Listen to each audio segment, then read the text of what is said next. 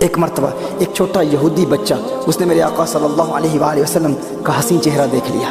رسالت میں آپ صلی اللہ علیہ وآلہ وسلم کا عاشق ہو گیا، حضور اکرم صلی اللہ علیہ وسلم سے اسے پیار ہو گیا، اس قدر پیار ہوا رات دن حضور اکرم صلی اللہ علیہ وسلم کی یاد میں روتا رہتا، حضور اکرم صلی اللہ علیہ وسلم کے دیدار کی تمنا میں روتا رہتا، اپنے والدین کو نہ بتایا کہ مجھے حضور اکرم صلی اللہ علیہ وسلم سے پیار ہو گیا ہے، کسی کو اطلاع نہ دی، والدین یہودی تھے، جانتا تھا والدین کو علم ہو گیا تو والدین ناراض ہو جائیں گے، والدین کو نہ بتایا، مختلف بہانوں سے اپنے گھر سے باہر جاتا، کبھی بکریاں چرانے کے بہانے جاتا اور پھر مدینہ المنورہ میں مسجد نبوی شریف کے دروازے سے جھانک کر میرے آقا صلی اللہ علیہ وسلم کے حسین چہرے کو دیکھ لیا کرتا تھا، اپنے عشق کی پیاس بجھا لیا کرتا تھا۔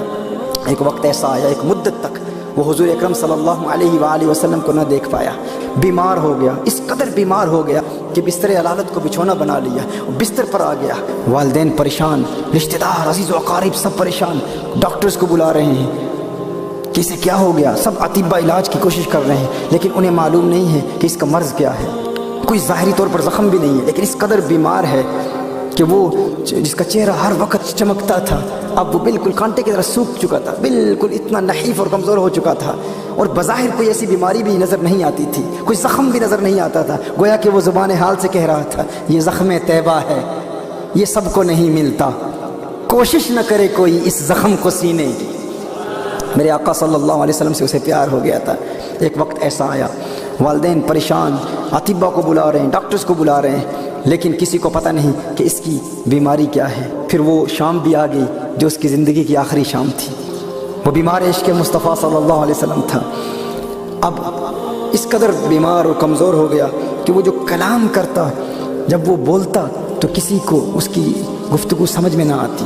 اتنا پست آواز میں کلام کرتا۔ والد صاحب پریشان، والدہ پریشان، اکلوٹا بیٹا تھا، ایک ہی بیٹا تھا،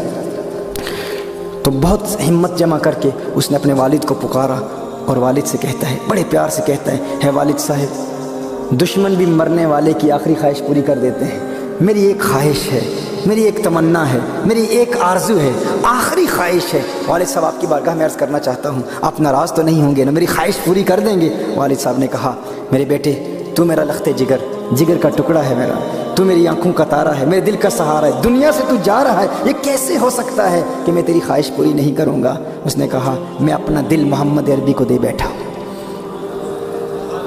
مجھے ان سے پیار ہو گیا ہے، میں ان کو چھپ چھپ کے دیکھا کرتا تھا لیکن آج اس دنیا سے جا رہا ہوں، میری آخری تمنا ہے، میری آخری خواہش ہے، ایک ہی آرزو ہے، ایک مرتبہ زندگی میں آمنہ کے لال کو دیکھنا چاہتا ہوں، ایک مرتبہ انہیں دیکھنا چاہتا ہوں۔ والد ناراض ہو گیا، اس نے کہا تو کیا کہہ رہا ہے، تو اسلام کے پیغمبر محمد سے پیار کرتا ہے، ان سے محبت کرتا ہے؟ اس نے کہا آپ نے وعدہ کیا تھا نا کہ ایک ملاقات ضرور کرائیں گے، میری آخری خواہش پوری کریں گے، آپ نے وعدہ کیا تھا، اب وہ خواہش پوری کر دیں۔ اب والد کیا کرتا، اکلوتا بیٹا، ایک ہی بیٹا، والد نے کہا ٹھیک ہے میں پیغام پہنچاتا ہوں۔ پھر پیغام پہنچایا گیا حضور اکرم صلی اللہ علیہ وسلم کی بارگاہ میں۔ اب ذرا تخیل باندھیں، چشم تصور سے وہ منظر دیکھنے کی کوشش کریں کہ حضور اکرم صلی اللہ علیہ وسلم کی بارگاہ میں پیغام پہنچایا جا رہا ہے۔ اب وہ جو کہتا ہے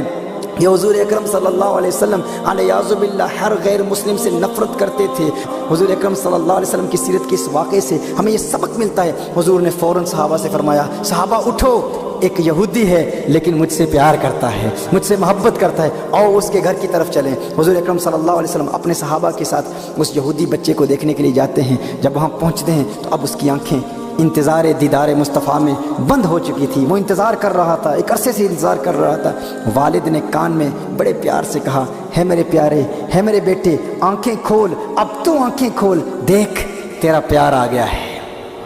تیرا محبوب آ گیا ہے۔ اور اس نے آنکھیں کھولی، حضور اکرم صلی اللہ علیہ وسلم کا حسین چہرہ دیکھا کہ کہتا ہے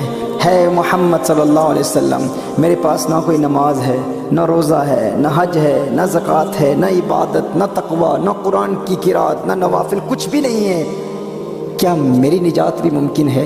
کیا میری نجات بھی ہو سکتی ہے؟ حضور اکرم صلی اللہ علیہ وآلہ وسلم نے ارشاد فرمایا تو کلمہ توحید پڑھ، میں تیری نجات کی ضمانت دیتا ہوں، میں تیری نجات کی ضمانت دیتا ہوں۔ اس نے حضور اکرم صلی اللہ علیہ وسلم کے پاؤں میں گرتے ہوئے کہا کہ میں قبر کی منزل سے لے کر دخول جنت تک آپ کی ضمانت پر کلمہ توحید پڑھتا ہوں، اشہد ان لا الہ الا اللہ واشہد ان محمدا عبدہ ورسولہ۔ اس نے پڑھا، اس کی روح قفس عنصری سے پرواز کر گئی، وہ اس دنیا سے چلا گیا، رخصت ہو گیا۔ والد نے فوراً کہا، ہے محمد، اب اس کی لاش، اس کا جسم، اس کی تجہیز و تکفین کی ذمہ داری اہل اسلام کی ہے۔ اور پھر حضور اکرم صلی اللہ علیہ وآلہ وسلم نے سارا اہتمام کیا۔ جب اس کا جنازہ تیار کیا گیا تو اس کا جنازہ مدینہ المنورہ کی گلیوں میں گھمایا گیا۔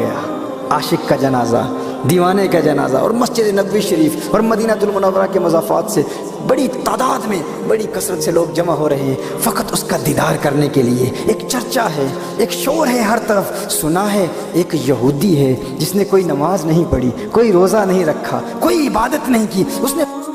ایک عمل کیا۔ ہم ہمیشہ بتاتے ہیں غوث اعظم کا کتنا تقویٰ ہے، بابا فرید کا کتنا تقویٰ ہے، بہاؤالدین نقشبند کا کتنا تقویٰ ہے، اولیاء کاملین نے کیا کچھ نہیں کیا، ان کے مجاہدے، ان کی ریاضتیں، ہم سب کا تذکرہ کرتے ہیں اور ان سے سبق حاصل کرتے ہیں، ان کے نقش قدم پر چلنے کی کوشش کرتے ہیں، لیکن وہاں پر ایک ہی چرچا ہے، ایک ہی چرچا ہے، سنا ہے ایک یہودی ہے، ایمان کی حالت میں آقا کا اس نے دیدار کیا اور ایسا مقام حاصل کر لیا۔ کیسا مقام؟ بغیر نماز کے غوث اعظم سے بھی بڑا ہے، خواجہ غریب نواز سے بھی بڑا ہے، بابا فرید سے بھی بڑا ہے، بہاؤالدین نقشبند، شہاب الدین سہروردی سے بھی بڑا ہے۔ اس کا عمل کیا تھا؟ فقط ایک عمل تھا، دیدار مصطفیٰ تھا۔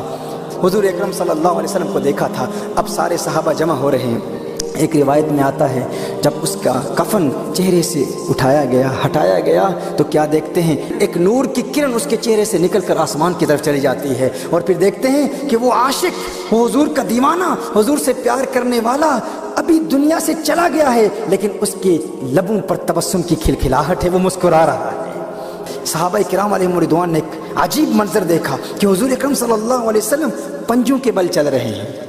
یوں چل رہے ہیں۔